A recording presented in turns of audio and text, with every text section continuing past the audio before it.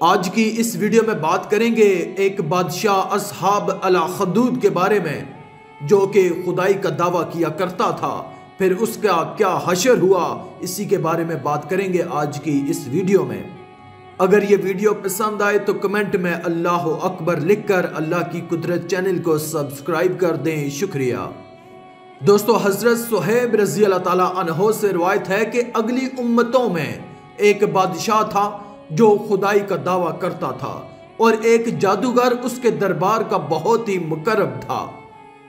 एक दिन जादूगर ने बादशाह से कहा कि मैं अब बूढ़ा हो चुका हूं, लिहाजा तुम एक लड़के को मेरे पास भेज दो ताकि मैं उसको अपना जादू सिखा दूं।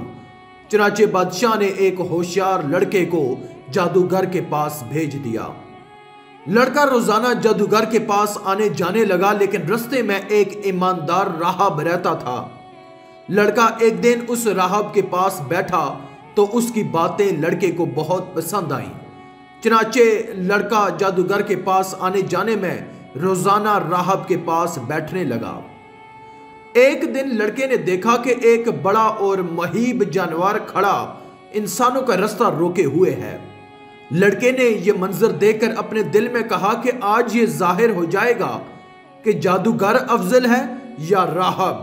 चुनाचे लड़के ने एक पत्थर उठाकर यह दुआ मांगी कि या अल्लाह अज़्ज़ व जल, अगर तेरे दरबार में ये मजहब जादूगर से ज्यादा मकबूल व महबूब हो तो इस जानवर को इसी पत्थर से मकतूल फरमा दे। ये दुआ करके लड़के ने जानवर को उस पत्थर से मार दिया तो ये बहुत बड़ा जानवर एक छोटे से पत्थर से कत्ल होकर मर गया और लोगों का रास्ता खुल गया। लड़के ने राहब से ये पूरा वाकया बयान किया तो राहब ने कहा कि ऐ लड़के, खुदा अज़्ज़ व जल के दरबार में तेरा मर्तबा बुलंद हो गया है, लिहाजा अब तू अनकरीब इम्तिहान में डाला जाएगा, इसलिए कि मेरा पता ना बताना और इम्तिहान के वक्त सब्र करना। इसके बाद ये लड़का इस कदर साहिब करामत हो गया कि उसकी दुआओं से मादरजाद अंधे और कोढ़ी शफा पाने लगे।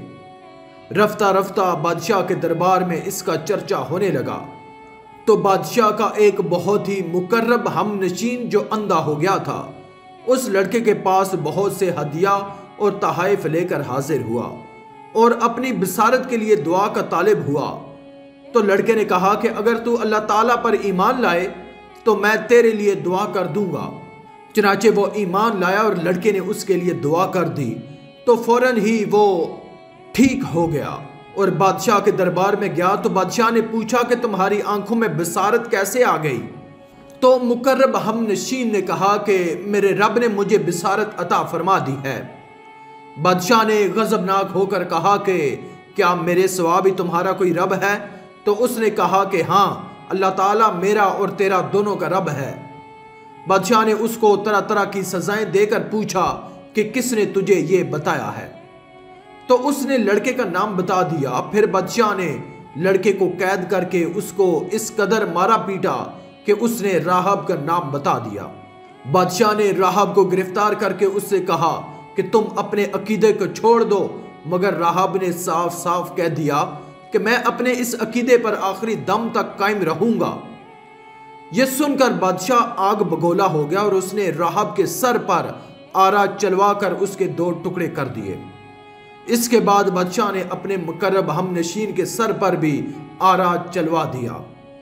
फिर लड़के को सिपाहियों के सुपुर्द किया और हुक्म दिया कि उसको पहाड़ की चोटी पर चढ़ाकर ऊपर से नीचे लड़का दो।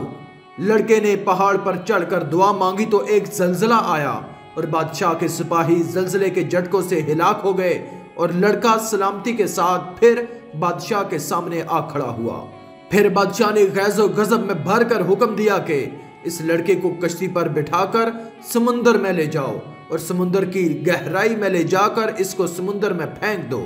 चुनाचे बादशाह के सिपाही इसको कश्ती में बिठा कर ले गए। फिर जब लड़के ने दुआ मांगी तो कश्ती गर्क हो गई और सब सिपाही हिलाक हो गए और लड़का सेहत और सलामती के साथ बादशाह के सामने आकर खड़ा हो गया और बादशाह हैरान रह गया। फिर लड़के ने बादशाह से कहा कि अगर तू मुझको शहीद करना चाहता है तो उसकी सिर्फ एक ही सूरत है कि तू मुझको सूली पर लटका कर और ये पढ़कर मुझे तीर मार के बिस्मिल्लाह रब्बिल गुलाम। चुनाचे उसी तरकीब से बादशाह ने उस लड़के को तीर मारकर शहीद कर दिया। ये मंजर देखकर हजारों के मजबे ने बुलंद आवाज से यह ऐलान करना शुरू कर दिया कि हम इस लड़के के रब पर ईमान लाए। बादशाह गुस्से में बौखला गया। उसने गड़ा खुदवा कर उसमें आग जलवाई। जब आग के शोले खूब बुलंद होने लगे तो उसने ईमानदारों को पकड़कर उस आग में डालना शुरू कर दिया, यहां तक कि 70 मोमिनीन को उस आग में जला डाला। आखिर में एक ईमान वाली औरत अपने बच्चे को गोद में लिए हुए आई और जब बादशाह ने उसको आग में डालने का इरादा किया तो वो कुछ घबराई। तो उसके दूध पीते बच्चे ने कहा कि ऐ मेरी माँ, सब्र कर, तू हक पर है। बच्चे की आवाज सुनकर उसके माँ का जज्बाए ईमानी बेदार हो गया और वो मुतमईन हो गई। फिर जालिम बादशाह ने उस मोमना को उसके बच्चे के साथ आग में फेंक दिया। बादशाह और उसके साथी खंदक के किनारे मोमिनीन के आग में जलने का मंजर कुर्सियों पर बैठकर देख रहे थे और अपनी कामयाबी पर खुशी मना रहे थे और कहे लगा रहे थे कि एकदम कहरे इलाही ने जालिमों को अपनी गिरफ्त में ले लिया। और वो इस तरह के खंदक की आग के शोले इस कदर बढ़कर बुलंद हो गए कि बादशाह और उसके साथियों को आग ने अपनी लपेट में ले लिया और सब के सब लम्हा भर में जलकर राख का ढेर हो गए। और बाकी तमाम दूसरे मोमिनीन को अल्लाह ताला ने काफिर और जालिम के शर से बचा लिया। इस वाक़े को अल्लाह ताला ने कुरान मजीद में इन लफ्ज़ों के साथ बयान फरमाया है, खाई वालों पर लानत हो, वो उस भड़कती आग वाले जब वो उसके किनारे पर बैठे थे और वो खुद गवाह हैं जो कुछ मुसलमानों के साथ कर रहे थे।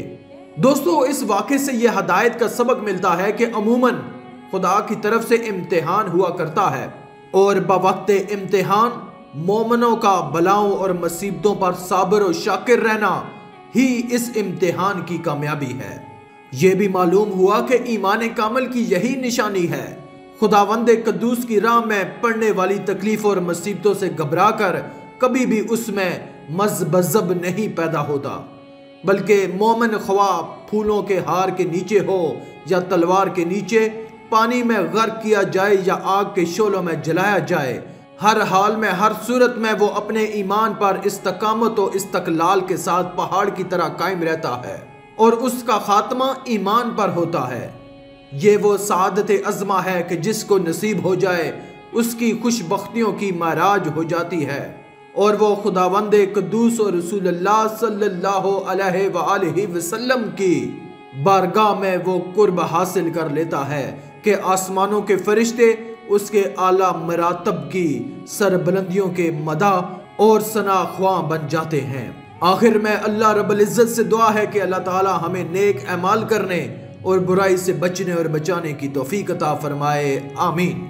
आज की इस वीडियो में था बस इतना ही। मजीद इस्लामी वीडियोस हासिल करने के लिए अल्लाह की कुदरत चैनल को सब्सक्राइब कर दें और साथ में मौजूद बेल के आइकन को दबाकर ऑल पर क्लिक कर दें। शुक्रिया।